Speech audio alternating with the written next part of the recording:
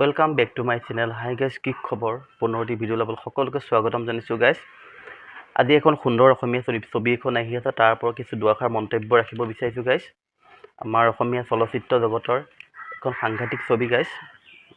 ককা দেউতা নাতি আৰু হাতী, গতিকে বহুত দিনৰ মূৰত আমাৰ অসমীয়া চিনেমাবোৰ আহে আৰু আমাৰ অসমীয়া চিনেমাবোৰ আমাৰ অসমত বিশেষকৈ হলবোৰ কম আছে। আমি অসমীয়া চিনেমাবোৰ চিনেমাখনত অভিনয় কৰিছে অসমৰ জনপ্ৰিয় অভিনেতা যতীন বৰা, প্ৰস্তুতি পৰাশৰ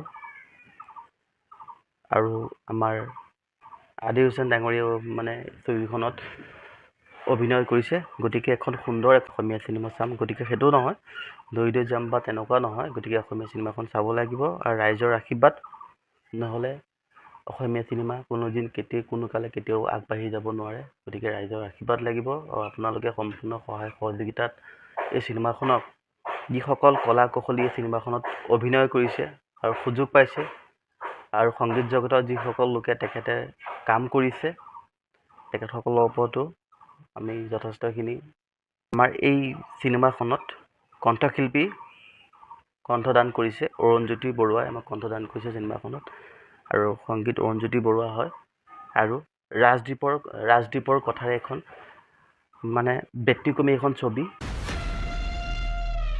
এই চিনেমাখন পৰহিলে অৰ্থাৎ ৩ জুলাইত চিনেমাখন আহি আছে। গতিকে অসমৰ প্ৰতিটো ছবিগৃহত গতিকে ৰাইজৰ বিপুল সমাদৰ যাতে লাভ কৰে আৰু প্ৰতিটো ছবিগৃহতে যাতে সকলোৱে যায় ছবিখন চাই।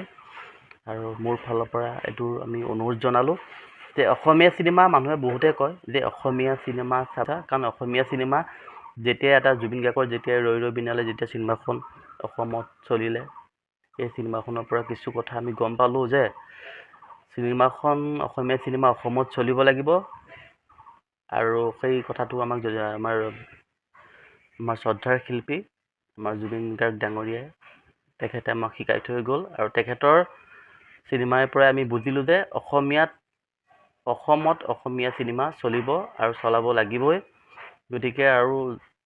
গতিকে এই চিনেমাখনৰ ওপৰত যাতে কোনো ধৰণৰ বিতৰ্ক যাতে সৃষ্টি কৰিব নালাগে কোনেও, কাৰণ আমি বহুত দিনৰ মূৰত এখন চিনেমা আহে, আমি সকলোৱে ভাবোঁ চিনেমাখন চাম আৰু আশা কৰোঁ।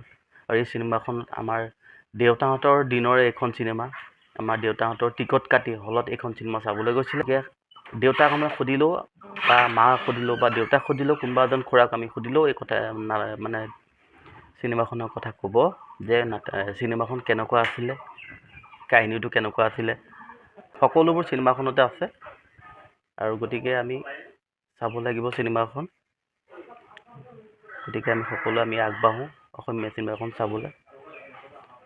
আৰু প্ৰাঞ্জল শইকীয়া ডাঙৰীয়া তেখেতৰ বহুত দিনৰ মূৰত সেইখন চিনেমাতে তেখেতৰ অভিনয় আছিলে। বহুত দিনৰ মূৰত তেখেতে এই চিনেমাখনৰ ককা দেউতা হাতী নাতি 2 এই চিনেমাখনত অভিনয় কৰিছে। গতিকে এই চিনেমাখনত এটা সুন্দৰ ৰূপত তেখেতক দেখা পাব। উৎপল দাস ডাঙৰীয়া বহুত ধুনীয়া এখন ছবি আৰু প্ৰীতি কংকনা আছে এইখন চিনেমাত। প্ৰীতি কংকনাকো আপোনালোকে দেখা পাব। গতিকে সকলোৱে চাব অসমীয়া চিনেমা। জয় অসম, জয় জুবিন দা।